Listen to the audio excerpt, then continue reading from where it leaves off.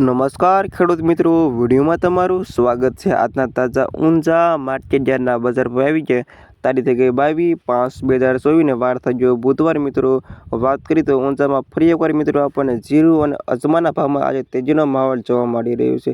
જાણી લેવી બજાર ભાવ અને ખાસ મિત્રો વિડીયો લાઈક આપવાનું અને ચેનલને સબસ્ક્રાઈબ કરવાનું અવશ્ય ન ભૂલતા। અને હવે જાણી લેવી આજના તાજા ઊંઝા માર્કેટ યાર્ડના બજાર ભાવ।